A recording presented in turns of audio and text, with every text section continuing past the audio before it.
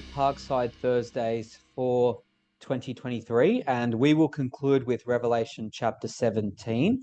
I hope you've been enjoying this year, and I hope you've been challenged. And I think one thing which I really, really hope is that you've been able to learn and understand aspects of the book of Revelation, and you can approach the book with a level of confidence that God's word is still active and it's still transforming lives. And as we go into next year and eventually we finish it off, I hope what has been a book that many Christians have struggled with for many years and many centuries, I hope you can at least leave with a stronger appreciation for the book, and you have grown closer to God in your faith. And today we conclude chapter 17 of the book of Revelation, and as we always do, we point out the structure of the book of Revelation because it's important. We are in the 8th scene of the book of Revelation. We've only got 2 more scenes to go, and this section carries us through from 17 to chapter 19. And we've titled this section Fall of Babylon. And we recognize that this term Babylon crops up throughout the book of Revelation at different points. And we recognize that Babylon, of course, was a literal place in the Old Testament times and in ancient times. But of course, the Babylonian Empire ceased to exist. And we know that the Babylonian Empire were the ones who actually exiled and destroyed the first temple. So we recognize that Babylon is a euphemism for some kind of sinful people group, some sort of sinful city in the first century. And as we've examined our study, we've come to appreciate that this reference to Babylon is a reference to none other than Jerusalem. In chapter 11, we're introduced to the great city, and we're told that the great city, which chapter 17 identifies as this spiritual Babylon, we recognize in chapter 11 that this great city is the place where the Lord was crucified. And of course, that can be none other than Jerusalem itself. So basically what the book of Revelation is talking about is this is the downfall of Jerusalem, and basically the spiritual Babylon as it has become. And chapter 17 is really what we've chaptered the mother of all prostitutes. And we looked at 2 weeks ago when we were here the notion that the people of God had, in a sense, not the New Testament church, not the faithful remnant of the Jewish community, not the faithful remnant and those who had become the people of every nation, tribe, and tongue, but instead those who had rejected the rule of Christ, those who had rejected the rule of Jesus in the first century. They could be described as the mother of prostitutes. And we recognized last time that that was really what chapter 17 was all about. Now, in chapter 17, we meet 2 caricatures, and we recognize that the book of Revelation does have these occasional caricatures, like these political cartoons, which it's describing different aspects of the first century. And we were introduced to 2 caricatures. We were introduced to a scarlet woman and a scarlet beast. And of course, we know that the scarlet beast we were already introduced to in chapter 17, and we know in chapter 13. And when we studied chapter 13, we also drew our attention to chapter 17, because chapter 17 is kind of the legend of the book of Revelation. It's kind of like the guide map helping us to understand basically what these different signs and symbols mean in the book of Revelation. And we recognize that this scarlet beast is a picture of the Roman Empire. And we're going to elaborate and solidify that today. And we recognize that this scarlet woman who sits on the beast is a picture of the unfaithful people of God. They have stained their clothes, so to speak, in not only the blood of the martyrs, but also in their sin and their rejection of Jesus. So that was what we looked at last time we met 2 weeks ago. And we've recognized that right throughout the book of Revelation, we have these sorts of antithetical pictures painted for us. You have here the old Jerusalem, which is contrasted against the new Jerusalem. And whereas by the end of the book of Revelation, the new Jerusalem is going to be what rises up as a bride to meet Christ, now we have the destruction of the old Jerusalem. And whereas here in chapter 17, we have this scarlet woman who has become the idolatrous people of God. This contrasts the beautiful bride of Christ. So it's a tale of two cities and also a tale of two women. That's where we were at last time we met together. And today we're going to pick up from verse 7. And I would ask if somebody could please, just to give us a full snapshot, if someone could please read for us Revelation chapter 17. Maybe we can have somebody read the first 6 verses, and if somebody could read for us from verse 7 onwards. If somebody could please read for us Revelation chapter 17. I'll start, Joe. Thank you. On the 7th, one of the 7th angel who had the 7 bowls came and said to me, "Come, I will show you the punishment of the great prostitute who sits on many waters. With her the kings of the earth committed adultery, and the inhabitants of the earth were intoxicated with the wine of her adulteries." Then the angel carried me away in the spirit into a desert. Then I saw a woman sitting on a scarlet beast that was covered with blaspheming names and had 7 heads and 10 horns. The woman was dressed in purple and scarlet and was glittering with gold, precious stones and pearls. She had a golden cup in her hand filled with the abominable things and the filth of her adulteries. The title was written on her forehead, Mystery, Babylon the Great, the mother of prostitutes and of all the abomination of the earth. I saw that woman was drunk with the blood of the saints, the blood of those who bore testimony to Jesus. When I saw her, I was greatly astonished. Then the angel said to me, "Why are you astonished? I'll explain to you the mystery of the woman and the beast that she rides, which has the 7 heads and 10 horns." The beast which you saw once was, now is not, and yet will come up out of the abyss and go to its destruction. The inhabitants of the earth whose names have not been written in the book of life from the creation of the world will be astonished when they see the beast, because it once was, now is not, and yet will come. This calls for a mind with wisdom. The 7 heads are 7 hills on which the woman sits. There are also 7 kings. 5 have fallen. 1 is, the other has not yet come. But when he does come, he must remain for only a little while. The beast who once was, and now is not, is an 8th king. He belongs to the 7 and is going to his destruction. The 10 horns you saw are 10 kings who have not yet received a kingdom, but who for 1 hour will receive authority as kings along with the beast. They have one purpose and will give their power and authority to the beast. They will wage war against the Lamb, but the Lamb will triumph over them because he is Lord of lords and King of kings, and with him will be his called, chosen, and faithful followers. Then the angel said to me, "The waters you saw, where the prostitute sits, are peoples, multitudes, nations, and languages. The beast and the 10 horns you saw will hate the prostitute. They will bring her to ruin and leave her naked. They will eat her flesh and burn her with fire. For God has put it into their hearts to accomplish his purpose by agreeing to hand over to the beast their royal authority until God's words are fulfilled. The woman you saw is the great city that rules over the kings of the earth."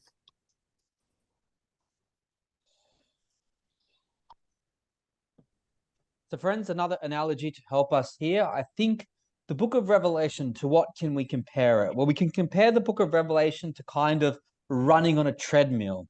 When you first run on a treadmill, it's hard, it's difficult. The more you do it, the stronger you become. And what I think you have found throughout this year, that as we approach the signs and symbols, you are getting stronger. And basically, a lot of these images, because they are repeating themselves, and because the first time we come across these images, we do the hard work of trying to explain and unpack what the symbolism means, you're finding that when you come back to these same images when they're repeated, you have already done the hard work. So it's just about refreshing yourself. And that's really what we're going to see here for the rest of chapter 17. It's simply about refreshing ourselves. Now, the beast that we come across in verse 17, who the woman is riding, the scarlet beast whom she's riding, in verse 7, we're told, "Then the angel said to me, why are you astonished? I will explain to you the mystery of the woman and of the beast she rides, which has 7 heads and 10 horns." Now, because obviously we were aware of chapter 17 when we read chapter 13, we allowed ourselves to take some of the information from chapter 17. So we skipped ahead when we looked at chapter 13, and we took some of the information from chapter 17, the key and the legend, and we used it to help us unpack the meaning of this beast with 7 heads and 10 horns. And at the time, we recognized that this was a political cartoon in the first century, kind of a caricature for Rome. And all we're really doing is going off that information which we have already looked at. So remember, we have seen this beast in chapter 13. And if you recall, in the middle of the year, when we looked at Revelation chapters 12, 13, and 14, we recognized that what the book of Revelation was pointing at is that the people of God are in a struggle. It isn't just a struggle against earthly forces, but it is a struggle in which there is a kind of coalition of both demonic forces and also earthly forces.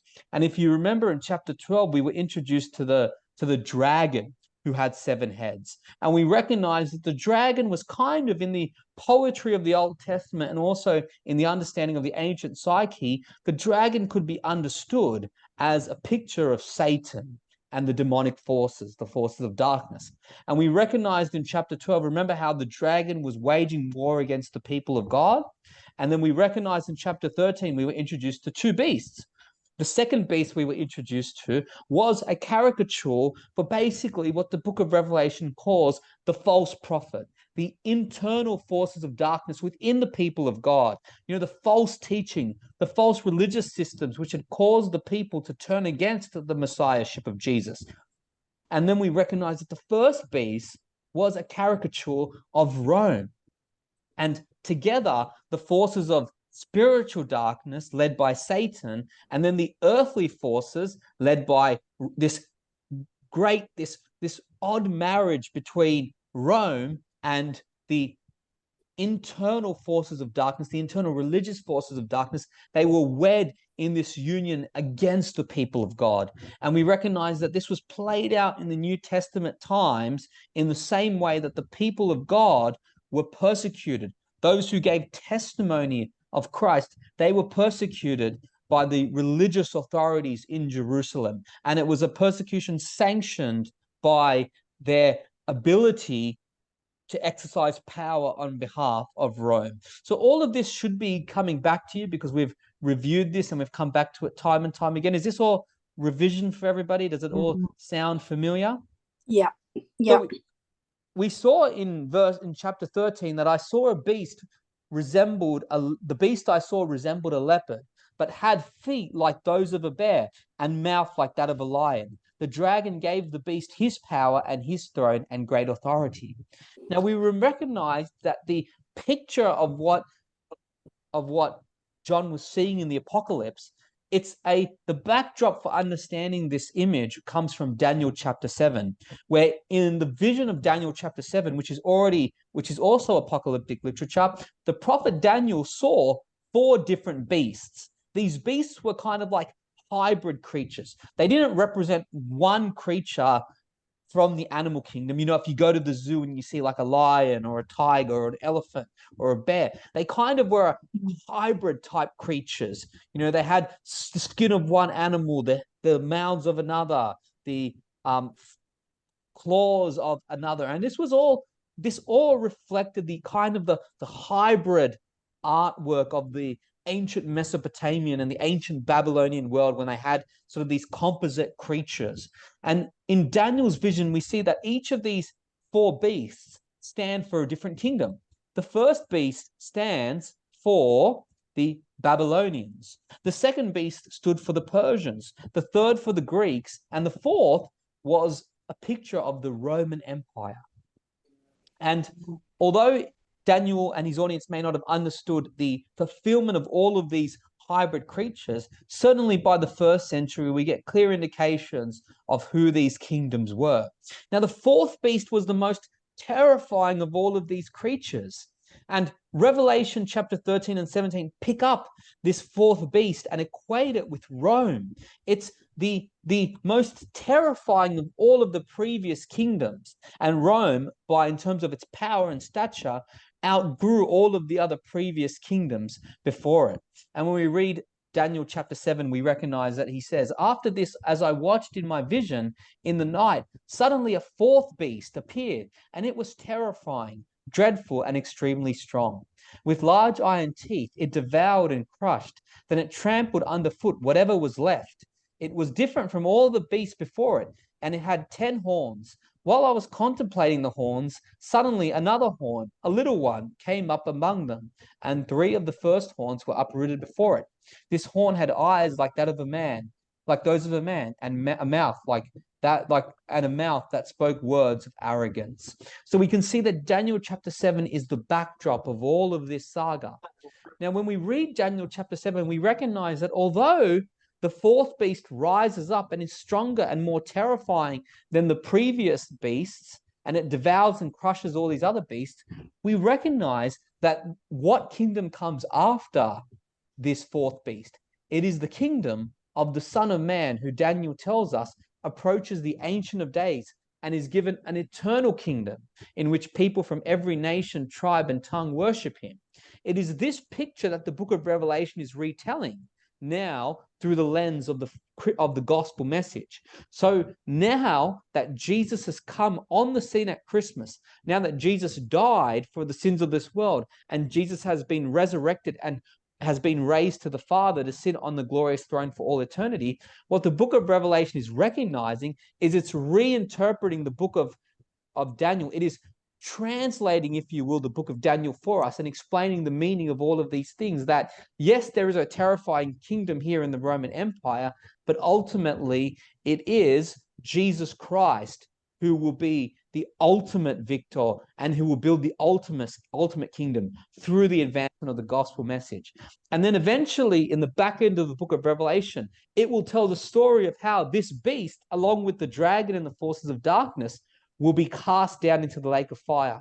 And the everlasting kingdom will rule over this new heavens and this new earth.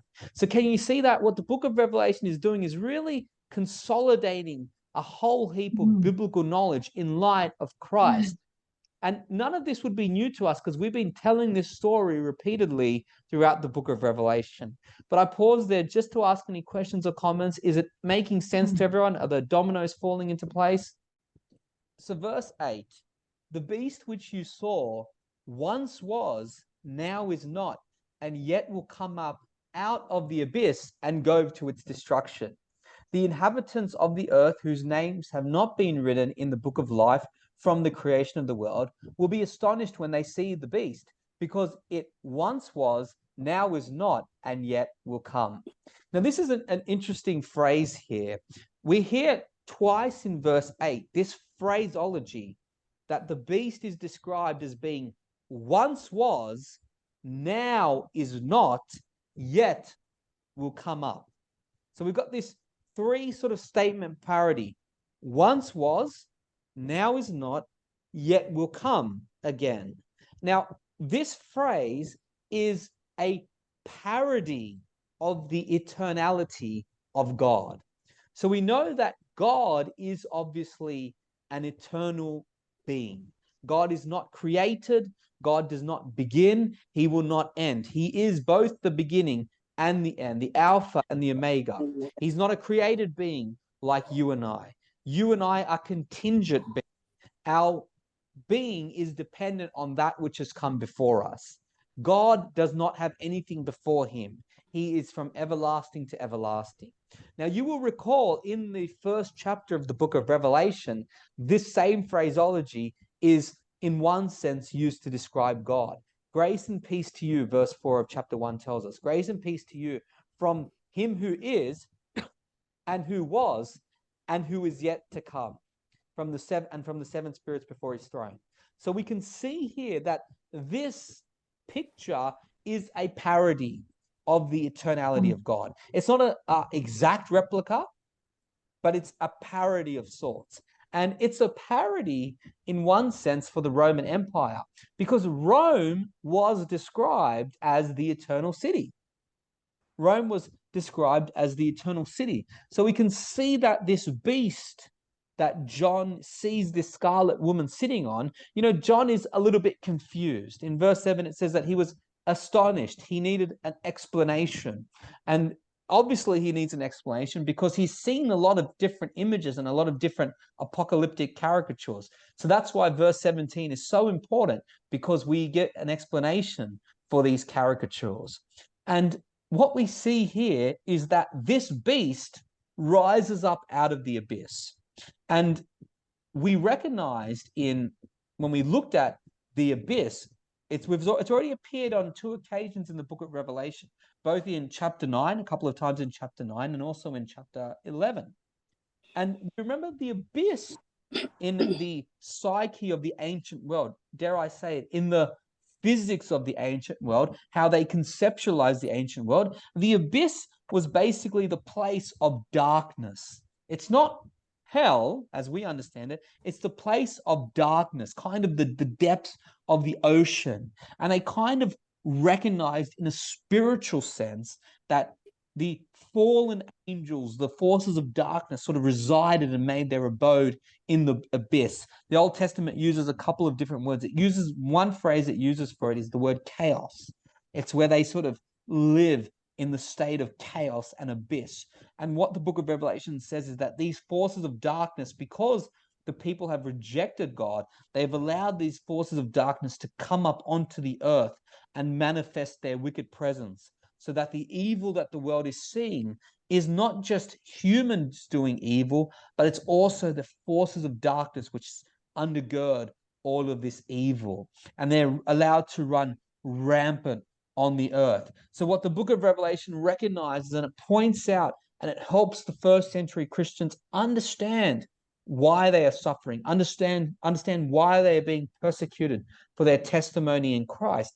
It's because the forces of darkness have been married and been wedded to the spiritual forces of darkness have been married and wedded to the earthly forces of darkness, namely the Roman Empire and the wicked adulterous city, which has committed adultery against their king.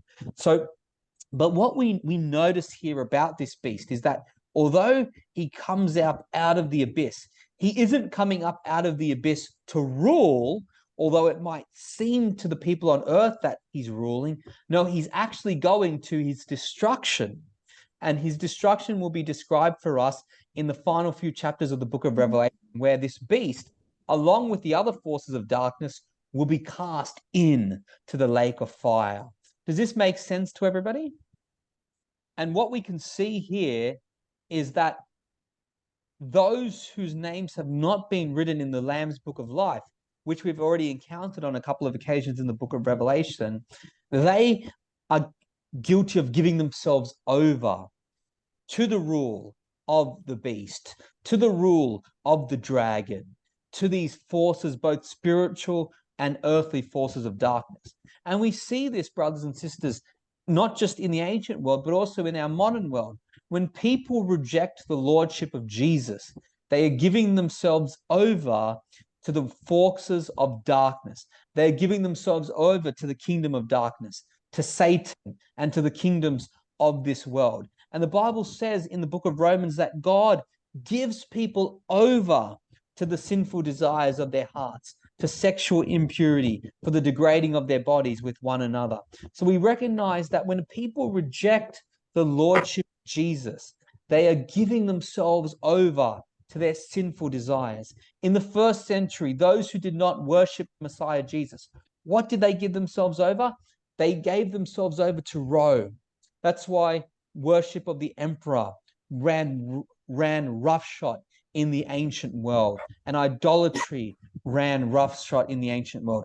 Very seldom, brothers and sisters, do people put up idols of Satan and worship him. You know, they spiritualize their worship. That's what makes Satan cunning. He doesn't need people to put up an image of him. As long as they put up an image of any sort of false god, he gets his spiritual glory from that, his demonic glory. Not eternal glory, but demonic glory. And that's what verse 8 of chapter 17 is pointing out for us. Are there any questions or any comments here? So let's look at verse 9. This calls for a mind with wisdom. And I think that's really important for us to recognize, that the book of Revelation calls for a mind with wisdom. You know, many people try to apply contemporary wisdom to the book of Revelation. They try to interpret the book of Revelation through a modern 21st century lens and through the geopolitical tapestry of the modern world, the contemporary world, the modern history. But a mind with wisdom in the first century could understand what these signs and symbols mean. The 7 heads are 7 hills on which the woman sits. Think way back to the very start of our examination of the book of Revelation this year. We really prioritized the notion that the book of Revelation is apocalyptic literature. And we need to respect the genre of apocalyptic literature. Apocalyptic literature combines all of these explosive images, and you've got to interpret these images using the correct glasses, the correct set of spiritual glasses. How do we interpret the symbolism? We use first century culture.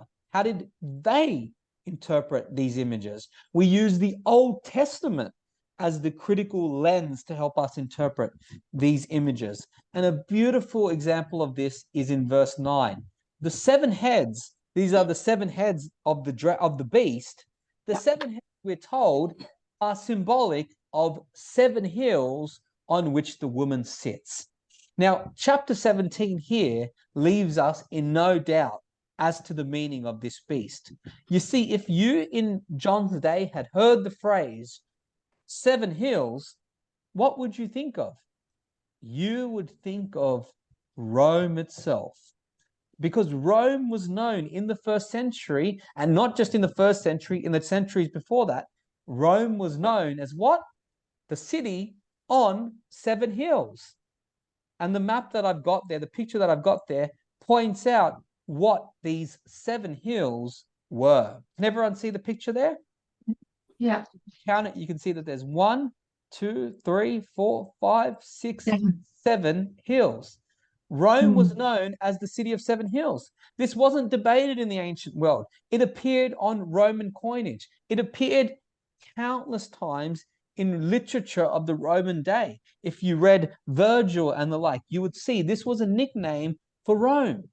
It would be like me saying to you, the Big Apple.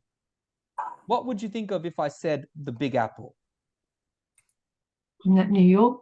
Yeah, that's right. Yeah. Mm. You would think about New York. Everybody knows it. It's the nickname for Rome. What if I said the city of light? What would you think of if I said the city of light? This one might be a harder one, actually. If I said the city of light, you would think of Paris. If you were familiar with that term. Yeah. If I was to say, what about Sydney's nickname? Well, the nickname for Sydney is we're often called the harbour city, the harbour city. So the phrase "the city on 7 hills" in the ancient world was a reference to Rome. Everybody knew it. Everyone accepted it. It was in their literature. Everyone knew it, right? And we have cities like this today. If you talk about, the old smoke city or the big smoke city, this is a picture of London. Pearl of the Orient. That's a nickname for Hong Kong. So the author really leaves us in very little to no doubt as to what these 7 heads represent. He explains that the beast with 7 heads is a caricature for the city on 7 hills. So it's a symbol of 7 hills, and that's a picture of Rome. According to Roman mythology, this is just for your background, Roman mythology, Rome was founded in 1753 by the 2 brothers, Romulus and Remus. They were brothers who were castaways, who were rejected. Their bassinet floated down the river, the Tiber River, and they were found by wolves and raised by wolves. And then eventually they built the great city. Now, Rome's history was actually fictionalized. It was idealized and it was extravagant. There were many parts of Roman history, of course, which were real and they were grounded in history. But for the most part, Rome liked to fictionalize its history. And this idea of Rome being the eternal city, the glorious city founded by Romulus and Remus, the great republic, that was an idealized history. And that's why this beast in many ways is described as larger than life. But in verse, let me just pause. Are there any questions or comments, or is this all? Friends, a bit of history for us now. Please forgive me. We're not really going to point out anything that we have not already pointed out already, but a bit of history will help us unpack the remainder of this chapter. Verse 10, we are told they are also 7 kings. So the 7 heads of this beast have a dualistic image. They are a representative of 7 hills, but they are also a representative of 7 kings. So a bit of understanding of history will help us unpack this. Now, we're not introducing anything that we haven't already looked at before. Do you remember way back, we spent a week and a half looking at the context and the dating of the book of Revelation? We recognized that the book of Revelation is grounded very much in the 1st century. And the events of the 1st century, brothers and sisters, are critical to understanding the world of the New Testament. When we understand the 1st century, we understand what is going on. Let me give you an example of how understanding the 1st century culture helps us understand the events of the Bible. Well, we know that the book of Luke tells us that Caesar Augustus decreed that a census should be taken. And this all happens at the time of Jesus. Well, we know, brothers and sisters, that Caesar Augustus, a few decades before the birth of Jesus, solidified his place on the throne in Rome after decades of civil war. Now, I placed this map up at the start of our examination of the book of Revelation earlier in the start of the year. And we mentioned that in the 1st century, or in the 1st century and the decades before the 1st century, Rome had 12 great emperors. The first of which was Julius Caesar. Now, Julius Caesar wasn't an emperor in the strictest of sense because he was executed pretty quickly. But everybody traced this part of Roman history back to Julius Caesar. There was a great civil war, and Caesar actually won out. He was assassinated, and this led to another civil war, which eventually a man by the name of Octavian beat out a man who you would have heard of called Mark Antony. He beat out Mark Antony and Mark Antony's lover, Cleopatra. And Octavian became the ruler of Rome, and he was given the name Caesar Augustus. Caesar after Julius Caesar, Augustus meaning the august one, the one worthy of worship and rule. Now, Rome for many, many centuries had prioritized its identity as a people group as a republic. A republic meant that they didn't have one king who ruled over them like a tyrant did or a dictator. Instead, they had a republic. They had a senate who governed them, and they had strict rules around how many years people could exercise offices for. So when Julius Caesar and Caesar Augustus established imperial Rome and established the rule of an empire, this was a huge culture shock to the Roman Empire. Imagine tomorrow, brothers and sisters, if Australia went from being a democracy to being a dictatorship overnight, or in the space of a few decades after a civil war. And that's kind of akin to what happened here.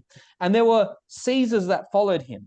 There was the likes of Tiberius, who was the Caesar when most of the events of Jesus' life, most importantly, his ministry, death and resurrection happened. Augustus and Tiberius are both mentioned in the New Testament. You then have Caligula, Claudius, Nero, who rule. Now, after the rule of Nero, Nero dies without an heir.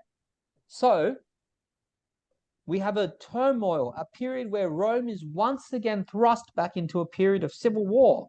And you have 3 emperors. You have a year where 4 emperors sit on the throne. 3 of them, their rule lasts only months. Galba, Otho, Vitellius, before Vespasian, the command of Vespasian, solidifies imperial rule and takes over the throne. Now, we mentioned at the start of the year that there's really 2 possibilities for when the book of Revelation was written. One is what the majority say, that the book of Revelation was written sometime toward the end of the 1st century during the rule of an emperor by the name of Domitian. Others, a minority view, pointed out that the book was perhaps written during the time of Nero, during the late part of Nero's rule. And why did we say the date of the book of Revelation was important? Well, we said it was important because something happens in 70 AD, which we've referred to time and time again. Everybody knows what that is? The destruction of the temple.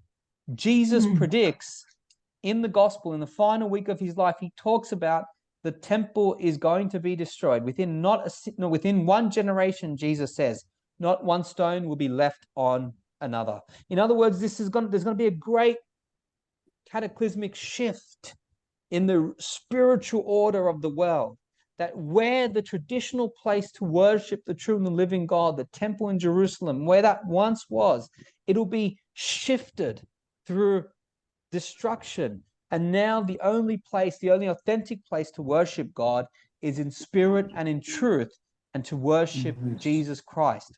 So if the book of Revelation, we discussed all the way back at the start of the year, if the book of Revelation was written or seen by John in the 1st century, in the 60s, during the time of Nero, its events are by and large talking not about events which are going to come in the distant future, as many people think today, but instead it is talking about the destruction of the temple. So the book of Revelation in chapter 17, this is kind of the internal timestamp in the book of Revelation. I mentioned way back then that there are a whole lot of arguments for and against dating the book of Revelation at different time periods. And some people have come up with hybrid dates. Some people have said that the book of Revelation was first seen by John in the 60s, but then there was like an edited edition which came out in the 90s. The position that we took was that although there isn't any smoking gun, the position that we took is that of the robust minority, that this book was written and seen by John in the 60s, and we believe that there was the balance of evidence pointed that way, and therefore the book of Revelation is by and large talking about the destruction of the temple in AD 70. Now, when it says that these 7 heads are a picture of 7 kings, 5 have fallen, 1 is, the other has not yet come. But when he does come, he will remain for only a short while. Now, this is just a brief aside because some people have tried to interpret these 7 kings as empires, not as individual rulers, but as empires. Now, this approach, although some people have argued for it, is very, very problematic. You will hear people argue with this and say, no, the 7 heads of the beast are actually a picture of 7 kingdoms or 7 empires. I think this is problematic because, for one, in the book of Daniel, when they have these 4 beasts, the 4 beasts are not symbolic of kings, but they are symbolic of empires as a whole. So the beast is symbolic of an empire. It is symbolic of the Roman Empire. You know, it's said right here that the 7 heads are a picture of 7 hills. So this beast is a picture of the whole empire in and of itself. But I also think it's problematic for another reason. The reason why I don't think that these 7 heads can be interpreted as 7 kingdoms is that it doesn't align with history. When people try to point out and try to correlate these 7 kings to kingdoms, they're very selective in who they pick. They say, okay, well, one of the heads is symbolic of the Roman Empire. The other is symbolic of the Egyptians or the Assyrians or the Babylonians, or one is symbolic of the Americans or the British. And in a sense, they're selective because they leave out empires. Friends, there have been many empires throughout history, even since the 1st century. There has been the Byzantine Empire. There was the Ottoman Empire. There was the empire before the Ottomans, led by the Islamic Empire. There's been the British Empire, the Russian Empire. There's been all sorts of empires. You can't just selectively pick 7 of them, right? But how would the 1st century readers have read this? There are 7 kings, it says. 5 have fallen. That means 5 of these kings have died. 1 currently is. The 6th currently is alive. The 7th is going to come. And when he reigns, he will reign only for a short time. Now, I want you to look at this tally of the 12 Caesars who ruled in the 1st century. There's 12 of them that are ruled there. If we're thinking that 5 have fallen, let's count. Caesar, Julius Caesar, dead. Caesar Augustus, dead. Tiberius, dead. Caligula, dead. Claudius, dead. 5 have fallen. The 6th is what? Now. Committed suicide. Now, that's right. If Nero is still alive at the time of the writing of the book of Revelation, remember when we did the mark of the beast, 666 was a picture of who? Nero. If you tallied up Nero's name in Gematria, it tallied up Nero. Who was the big persecutor of the church at this time? Nero. So I think that and it's not just me, others have pointed this out, that the 5 who have fallen are actually the 5 predecessors of Nero. Now, I will concede here that how we count these 7 kings does depend on how you count them off, how you tick them off in this list. Some people won't count Julius Caesar because he wasn't technically an emperor. However, in the Roman world of the time, most people, even though Julius Caesar wasn't technically an emperor because he was executed, because he was the one who established imperial rule, most people count him as the guy who started it all off. There's a famous biographer of the 1st century. His name was Tacitus. His name was Tacitus. He counts Caesar. There was a famous biography written by a man by the name of Suetonius. He counts 12 Caesars. He starts off with Julius Caesar. So everybody sort of counted Julius Caesar. Now, what trips up a lot of people is how we count these 3 in the white. And yes, I made them look like the Italian flag. From Caesar all the way to Nero. They were part of one ruling family. It was called the Julio-Claudian dynasty. Vespasian, who was the commander who Nero sent to quell the rebellion in Jerusalem when it first started. Remember, I told you, Vespasian is sent. The rebellion first begins in 66 AD, while Nero was still emperor. He sends Vespasian, his general. Nero in 68 commits suicide. The empire of Rome is thrown into chaos. You have the year of 4 Caesars, Galba, Otho, Vitellius. None of them can solidify power. Eventually, Vespasian is sent back from the battlefield in Jerusalem where he's destroyed Galilee. He's gone in the scorched earth policy and destroyed it. Jesus predicts all of this in the New Testament, guys. He predicts the fact that these towns where he did the greatest miracles will all come under judgment.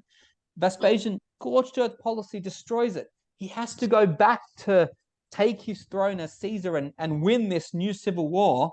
So what? He sends his son Titus in 70 AD. Titus puts the city of Jerusalem under siege for 5 months. Should have lasted years. The city of Jerusalem had enough food supply. It had water. Should have lasted for plenty of time. Because of all the internal fighting that lasts only 5 months, Titus comes in, his mercenary army burns the city of Jerusalem to a crisp, and they burn the temple, as Jesus has predicted. So, how do we reconcile all of this? Well, here is how I think we understand the timestamp. 5 have fallen. Caesar, dead. Julius Caesar, dead. Augustus, dead. Tiberius, dead. Caligula, dead. Claudius, dead. 5 of them have fallen. Nero is alive, if the early date is correct. Yeah. So Nero is the one who is. He's alive. The other, the 7th one, has yet to come. But when he does come, he will remain only a short while. Now, how we stat these 3 in the middle, Galba, Otho, and Vitellius, is critical. It's interesting, right?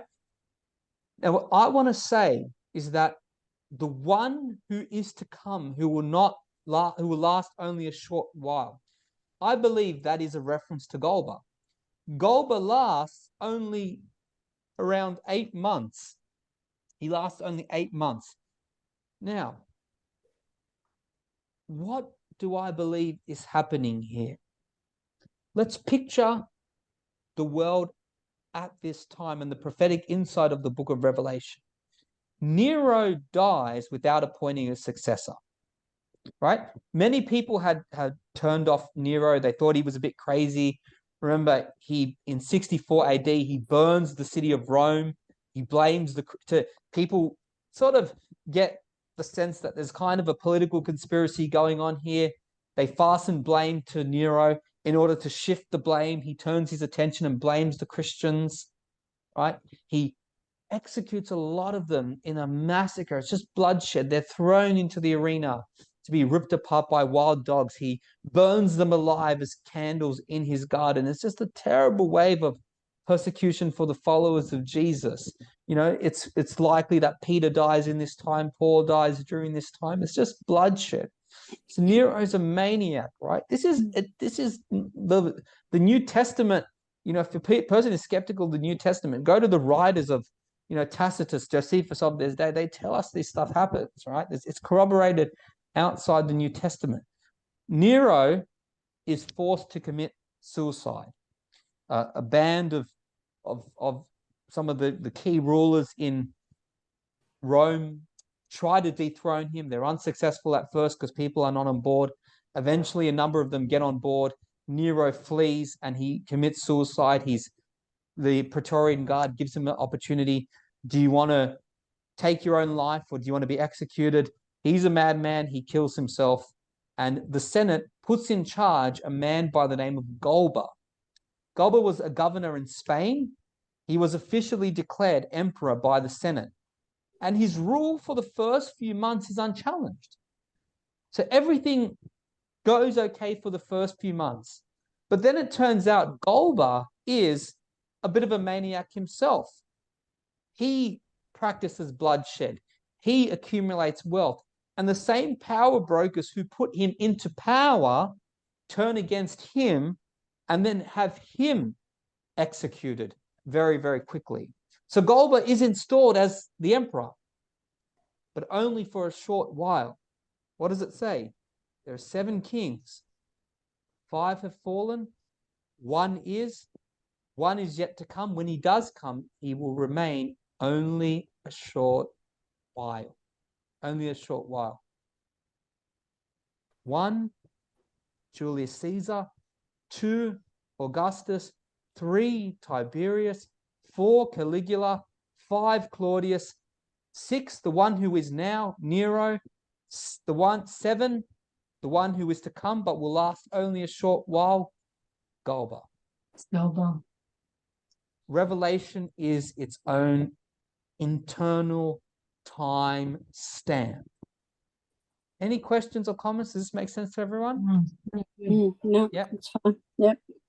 Now, what is interesting is although after Galba, Otho and Vitellius come to power, Otho lasts only 3 months, Vitellius lasts 8 months, they are installed as emperor because there's no choice for the Senate. But here's the interesting point. Here's the interesting point. They are not universally recognized as emperor, as Caesar. There are competing people who are competing for power. So although the Senate does give them that declaration, it is a fickle declaration. When Otho comes to power, within 3 months, Vitellius rejects his rule and marches an army against him and defeats Otho. So Otho is never really, truly the leader. You know how sometimes when there's a civil war, how there are different warlords competing? Some people will favor this guy, some people will favor others, but they don't really ever consolidate their power. And that's what happens to Vitellius and Otho. When Otho declares his power, when Otho is declared as emperor, Vitellius puts his hand up and says, no, I am emperor, not you, buddy. When Vitellius comes to power, Vespasian's army says to him, no, Vespasian, you should be the real emperor. And they declare him as emperor and tell him to go back to Rome and take the throne by force. So these guys here never really, ever truly become emperor. They might claim that they are, but they're not really. So they don't count. So when Vespasian comes to power, what happens? That is the time the temple is destroyed. Yeah. So what is the book of Revelation? Remember what the book of Revelation is saying. I am coming soon. The time for destruction is near. The timestamp the book of Revelation says, we know in the Gospels, Jesus says, within a generation, this temple is going to be destroyed. What happens? Within 40 years of the life of Jesus, whether he dies in 30 AD or 33 AD, count 40 years from that, within the generation, puts us in the early 70s. What happens? Vespasian comes. 5 have fallen. 1 is Galba will come. He won't last a certain while. And then what will happen? Jerusalem will fall. That's why the dating is so critical. That is why there have been many people over the last several decades who once believed that the book of Revelation was written during the time of Domitian, have actually changed their mind and have said, no, the timestamp of the book of Revelation says something different, friends. This makes sense, everyone? Any questions or comments? Yes. He built his son Titus was the one who he sent to complete the job. Right. So if you think about it from a geographical sense, the Jewish people revolt in 66 AD. At some time during the revolt, there were competing factions competing for power. Some are trying to side with the Romans. Some are wanting war with the Romans. The Zealots, Judas Iscariot was a zealot. They were bloodthirsty. They wanted the Romans out. At some point during this time, there is something that Jesus predicts, the abomination that causes desolation. In other words, there's some kind of big spiritual abomination, some big spiritual sin, which stops the sacrificing of animals on the altar. Rome, Nero is still in charge. He sends Vespasian, one of his loyal generals, one of his loyal commanders, to go and quash the rebellion. Vespasian starts off in the north, in Galilee, where Jesus was from. He scorched earth policies the entire region. Remember what Jesus says: woe to you, Bethsaida, woe to you, Chorazin. If the miracles done here had been done in Sodom and Gomorrah, they would have turned and repented. So there's a scorched earth policy, right? What the Bible is saying is that this is part of the judgment of God. God is using a foreign power as an instrument of judgment because the people have rejected the coming of the Lord. What did Jesus say at his trial? You will see the Son of Man coming on the clouds of heaven. The clouds of heaven were what? They were a picture of judgment in the Old Testament. When God came on the clouds, he was coming in judgment. What is this? What's the book of Revelation saying? The coming soon of Jesus is his coming in judgment to overturn what had been the spiritual capital of the world because they had rejected the Messiah. So Vespasian comes and puts Jerusalem under siege. He has to go back because there's calamity. There's another civil war breaking out. His generals say to him, no, you should be his men say to him, no, you should be the emperor. So they send him back. He consolidates his power. He becomes emperor. And then what happens? He sends his son Titus to finish the job. And in 70 AD, the temple is burnt. So now in verse 11, we're told that the beast who once was, and now is not, is an eighth king. He belongs to the seven and is going to his destruction. So who is this eighth king now? We've counted down the list. We know who the seven are. Yep, we know who they are, no problems. But who is this eighth king now who's being spoken to us of? Well, it's actually interesting. This is one time where knowledge of the original Greek is actually critical to understanding and interpreting the book of Revelation. You see, the translators of the NIV, although they are well-meaning brothers and sisters, they do us a little bit of a disservice here when they insert the word king after the word eighth. You see, the word king is not there in the original. What the phrase says, and I like the ESV rendering, they say, as for the beast that was and is not, it is an eighth, but it belongs to the seven and it goes to destruction. So who is this eighth? It's not a king, but it's just an eighth. Well, there's no straightforward way of trying to understand this passage, right? But what we can say that if the seven heads of the beast represent seven kings, now we are introduced to an eighth, which is kind of a representative of the whole beast, And what I think the book of Revelation is saying here is that even though the seven kings will perish, the beast itself will not be fully eradicated. It will have a continuation even after the destruction of the temple. Now, here's what I mean by it. If we look here at our list of the seven kings, the first six of them were the Julio-Claudian dynasty. Galba, Otho, and Vitellius were the usurpers who were there temporarily. Vespasian, Titus, and Domitian belong to a new dynasty. You know, in the ancient world, dynasties were important, right? The different dynasties. They belong to a dynasty called the Flavian dynasty. What I think the book of Revelation is saying is, this is the eighth. You know, they're not an individual king, but they are a dynasty. So the beast will not be completely eradicated after the destruction of the temple. No, it will continue. It will preserve itself, but it itself belongs and mimics that which was before that, the seven that came before it. Let me unpack what I mean by this. When Rome went through the tumultuous period of 69 AD, many classical Romans who prized the fact that Rome was a great republic and they were never ruled by one individual king. Many of them spoke up at this time and said, you know what? This calamity, the year of 4 Caesars, is evidence that Rome should not be ruled by an emperor. We tried it, it didn't work. This is evidence of it.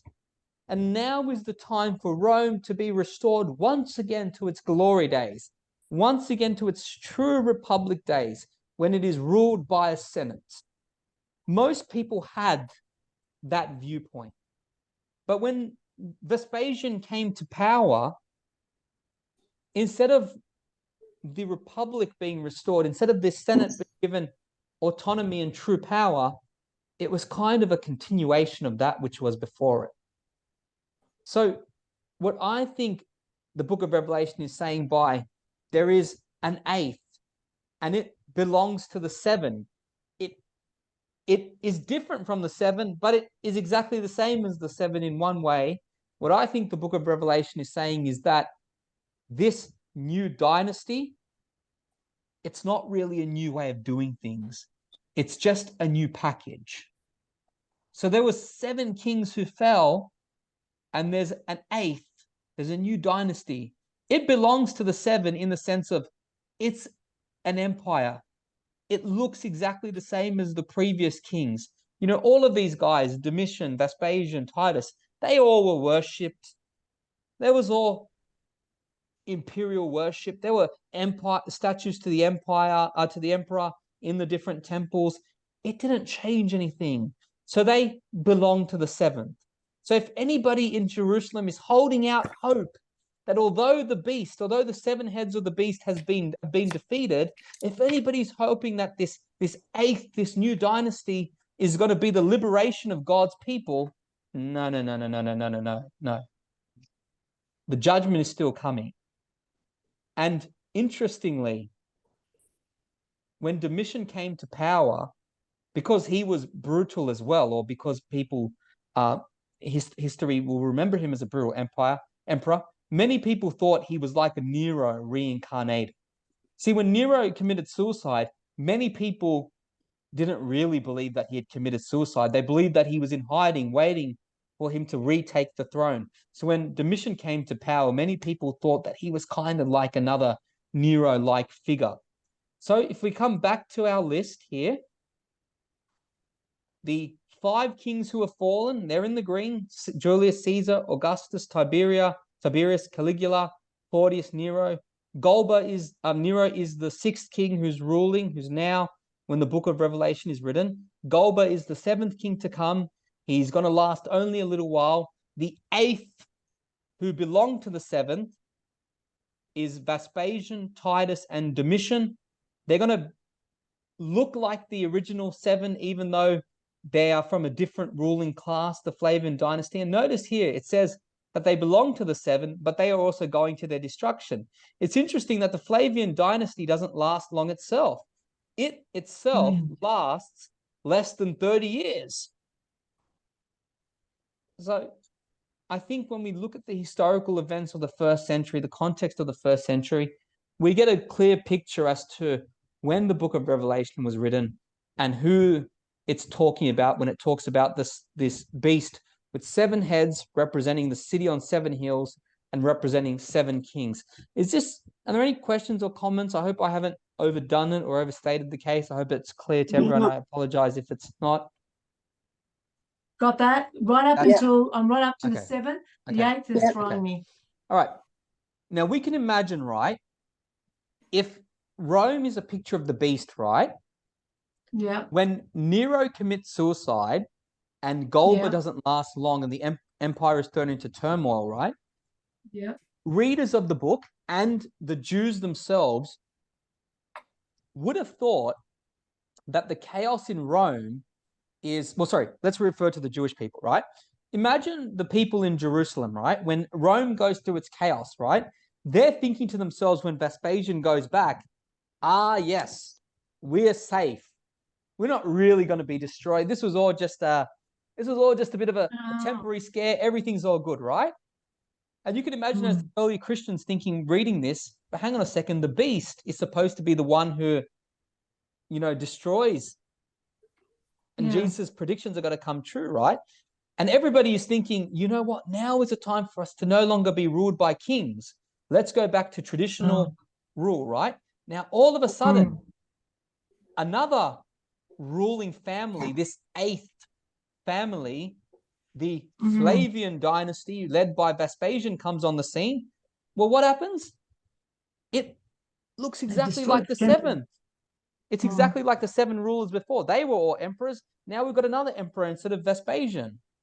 So what the book of Revelation is encouraging us to see is, although the 7 literal kings are going to fall, this doesn't mean that the beast ends. It just continues, and it continues through this new dynasty, the Flavian dynasty led by Vespasian. And what does Vespasian do? He sends his son Titus to destroy the temple. So the book of Revelation is making clear, no, don't think for a second, just because there's calamity in Rome now, that Jerusalem is going to escape its judgment. No. The beast is still going to be left standing, right? Just because the heads have been chopped off doesn't mean that it's going to be eradicated completely. This 8th, which is a symbol of the empire as a whole, is going to continue. Does that? Yeah. I've got it. You've got it. I've got it now. The way I look at the 8th is actually the body. Yeah, kind of. That's a good way to look at it. Yeah, kind of like this is like a head which just keeps on. Even if you cut off the heads, it just keeps on growing back. It's like a chicken. You cut its head off and it still keeps running around the running around. Yeah. That's kind of what it is here. So what this phrase 8th, this is why it's important that it doesn't use the word king here, right? Because it would make, if you said 8th king, it would have been, okay, well, Vespasian is the 8th king, right? But it makes it very clear that don't think for a second that this is going to end, right? 8th is kind of like the new era here, which is going to go on for a while. So it's reassuring the audience that, don't think that just because you see Rome in a bit of calamity at this point, that this is a way for the people of God, the adulterous people of God, to get out of Rome's thumb. No, the beast is going to continue his legacy through a new dynasty. Everyone with me?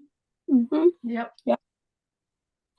And friends, I just want to point out, this is not my reading of it. I've obviously pieced things together for myself, but this is, there are many, scholars who are pointing this out here. That picture there with the 3 kings, you've got Vespasian, Titus, and Domitian. They were the 3 kings of this particular dynasty, and that famous arch there is actually a real arch. It's a monument actually in Rome. If you go and you visit Rome, it's called the Arch of Titus. It's an arch which commemorates Titus's sacking of Jerusalem. Let's get through these final few verses really quickly. The 10 horns you saw are 10 kings who have not yet received a kingdom, but for 1 hour will receive authority as kings along with the beast.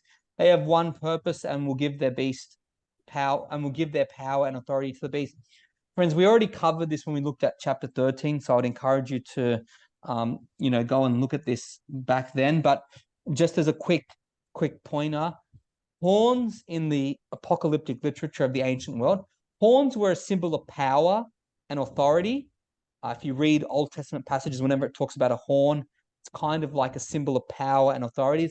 It's borrowed from the image, obviously, of like some animals who are powerful and have horns, but also like you've got the horn, the ram's horn, which is blown before you go into battle.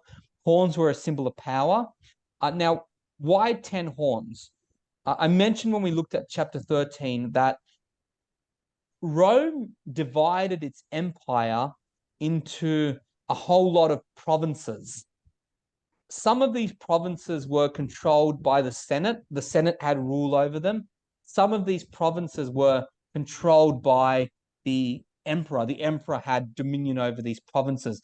It was kind of a power sharing arrangement. Although the emperor exerted all authority in the empire, he kind of gave the Senate puppet power so that he could maintain the facade of Rome's traditional republic days, so that he wouldn't be seen as a dictator.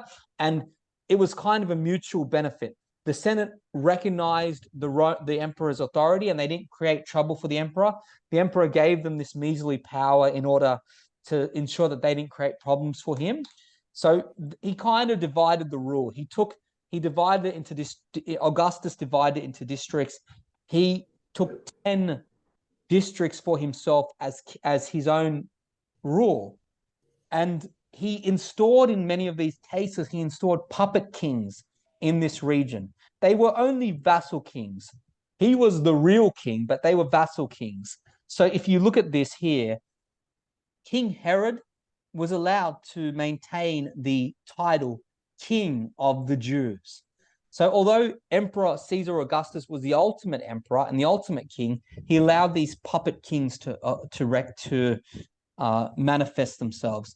So in the caricature of the beast, this political cartoon, the angel is explaining to John that the 10 horns that he sees, these are the 10 puppet kings who owe their allegiance to the empire. What was the job of these puppet kings? In a sense, their job was to, ensure that the emperor's authority was maintained through the way that they kept peace. They would help the emperor keep peace in these regions, and in turn, they would make sure that proper tribute and devotion is given back to the king. They ensure that people worship the king in the different states and in the different provinces of the empire. Now, of course, as Rome extended its power, the territory was divided into different provinces. The provincial division wasn't static, is what I'm saying. At different times in their history, they had different divisions. But at least in Augustus's day, there was 10 divisions, 10 provinces under Augustus's imperial control. Does this make sense to everyone, what the 10 horns are here? Yeah. You can go back and review when we looked at chapter 13. Verse 14, they will wage war against the Lamb, but the Lamb will triumph over them because he is Lord of Lords and King of Kings, and with him will be his called and his faithful followers. Not really anything difficult for us to unpack in this particular verse. The war, of course, is a reference back to Revelation chapter 12. When the dragon is waging war against the people of God, he's using both the beast Rome and the internal corrupt religious forces to wage war against the people of God. What the book of Revelation is saying is that the people of God are at war. It's a spiritual war. That's why so many of them are being martyred, because the kingdom of darkness is waging war against them. And this is what we're saying, that they're going to wage war against the Lamb and against the followers of the Lamb, but they are not going to be victorious. Why? Because the beast is not the real king. Satan is not the real king. Who's the real king? Jesus is the real king. And it was common practice in the ancient world for rulers to be bestowed honorific titles. All the emperors were given these great and lavish titles of great honor. Kings in the ancient world, whether they were pharaohs or whatever, they were all given honorific titles. The Greeks, every time they conquered a new territory, they were given honorific titles. Same with the Romans. So this title, King of Kings, was adopted by rulers who had dominion over other authorities. So if you were a king and you subjugated other kings, but you allowed those other kings to maintain puppet power as vassal kings, you would be called a king of kings. So in Daniel's day, Nebuchadnezzar was called King of Kings. In Ezra's day, Xerxes was called King of Kings. But what is the book of Revelation saying? The book of Revelation is saying that Jesus is the ultimate, eternal King of Kings. So one day, all of these usurper kings are going to be done away with once and for all, and the true King of Kings is going to shine, and the true Lord of Lords is going to shine. And he's called Lord of Lords. The generic term for Lord in the Bible, Greek word, is the word kurios. It just means master or sir. It just means master or sir. But it's also used at times as a play on the divine name Yahweh. So in the ancient world, in the Old Testament times, instead of writing the name Yahweh, because the people of God revered the name Yahweh, they would write the name Yahweh without the vowels, just the consonant. So they would take out the vowels and they would write the phrase YHWH. Remember, this is the name that God refers to himself. When Moses at the burning bush asked God, "What is your name?" The people are going to ask me, "What is God's name?" And he says, "I am what I am," or "I am who I am." And that phrase was the name Yahweh.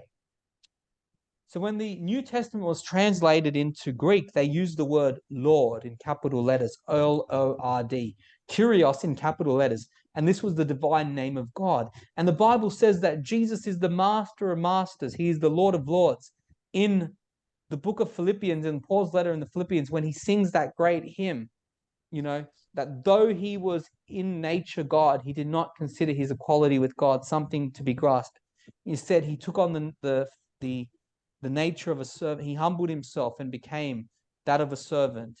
And what God gives him the name that is above all names, that at the name of Jesus, every one in heaven and under the earth should bow and declare Jesus Christ as Lord. So it's saying that Jesus is he's the God of the universe. He's the King of kings. And again, that phrase, Lord of lords, also appears at times in the Bible. We see it there in Deuteronomy chapter 10. We also see it there in 1 Timothy. Just bear with me as we quickly get through these last few verses. Verse 15, the angel said to me, "The waters you saw where the prostitute sits are peoples, multitudes, nations, and languages." We touched on this earlier when we looked 2 weeks ago when we looked at this. Whereas the real bride of Christ is the one who is commissioned to do what? We are commissioned to be the light of nations. Jesus gave us the commission, go into the world. He says, make disciples of all nations. Here we have the prostitute, who is a picture of the adulterous people of God. They are still trying to sit on this mission. They're still trying to act as if they are the ones who are the light to the nations, but they are not. They are not. And we mentioned this 2 weeks ago. I'll quickly just reiterate it here. The waters, in the language of the New Testament and even in the Old Testament poetic language, the phrase waters or sea was a picture of the Gentile nations. So, for instance, in Matthew's Gospel, where it says the land of Zebulun, the land of Naphtali, the way of the sea beyond the Jordan, Galilee of the Gentiles, that phraseology, sea or waters, was a reference to the Gentile nations. So what John is seeing is he's seeing the prostitute sitting on these waters, as in the prostitute did at one point occupy the prostitute at one point did sit on the commission to be a light to the nations. But instead, the prostitute, instead of being a light to the nations, what has the prostitute done? The prostitute caused the nations to fall further and further into their sin. And instead of praising the name of the living God, they are praising and blaspheming the name of the living God. As Paul says in Romans, God's name is being blasphemed among the Gentiles because of you. In Ezekiel 36, it says, I will show the holiness of my great name, which has been profaned among the nations, the name you have profaned among them. The nations will know that I am the Lord, declares the sovereign Lord, when I am proved holy through you before their eyes. So what is God saying? God is saying, if you look at Jerusalem, Jerusalem is supposed to be the light to the nations. I have put you strategically, God says. You're sitting on the waters. You're supposed to be the spiritual capital, pointing people to the true and the living God. But in the rejection of the Messiah, are the nations going to put their trust in Jesus if Jerusalem, who should have put their trust in Jesus, haven't done it? No. That's why the testimony of the New Testament church was so important, because the mission was given to the church who was going to be faithful. The church was going to go into the nations, into the sea, into the waters where the prostitute sits. because the prostitute can no longer sit there any longer.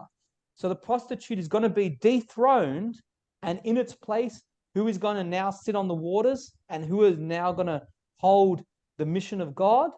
Well, it is going to be the New Testament church. Does that make sense, everybody? Is there any questions or comments there? Nope. Everyone's with me?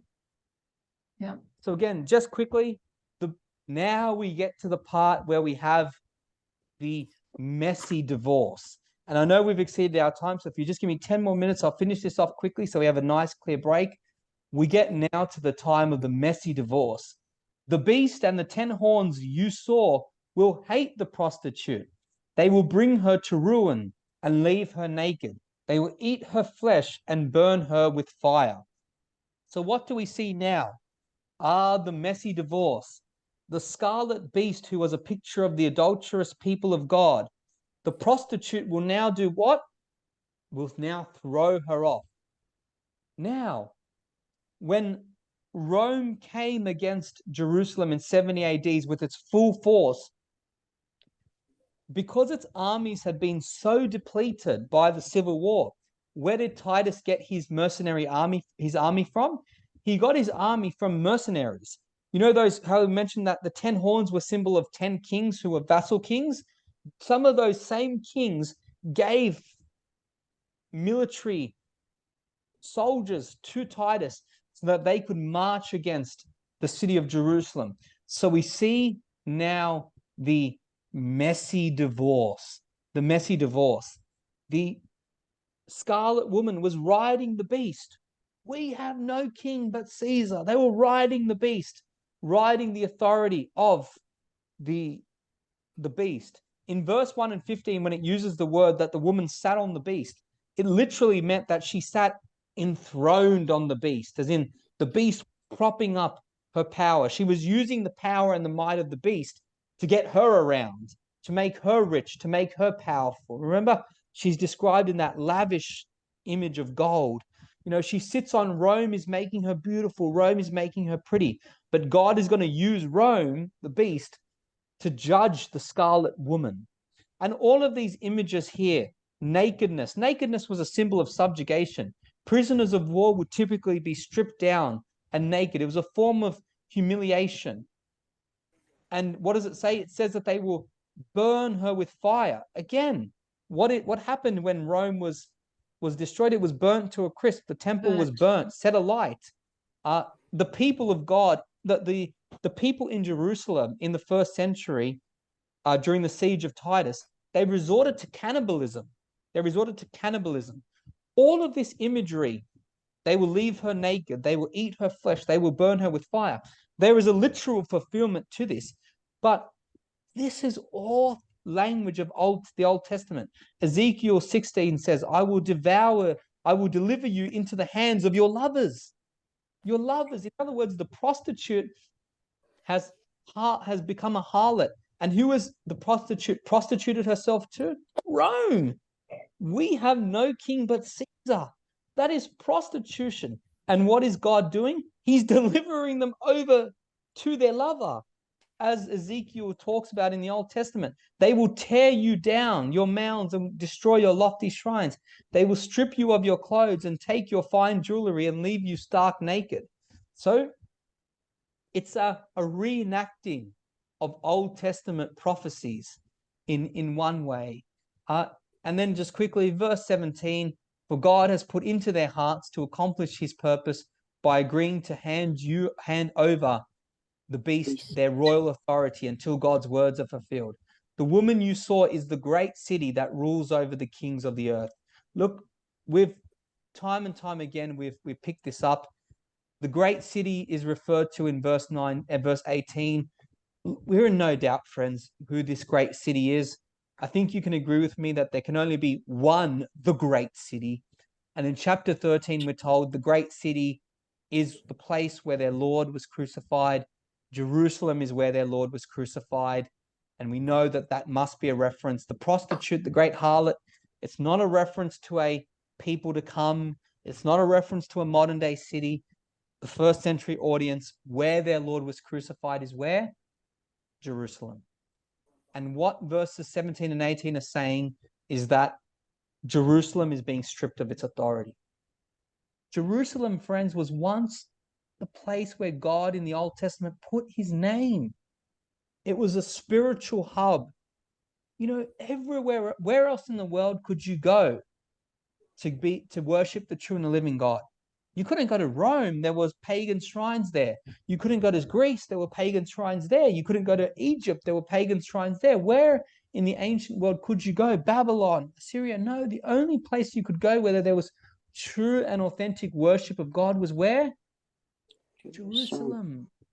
That's why after King Solomon built the temple, the Queen of Sheba comes. It's the only place. And it says here that the royal authority of Jerusalem is being stripped. Why? It's because in the destruction of the temple, God was taking the authority of Jerusalem and putting it on to the New Testament church. He was stripping them of their authority. Friends, never, never again would Jerusalem and the idolatrous people of God have the authority. Who is the light to the nations? We are. And we are calling the world to do what?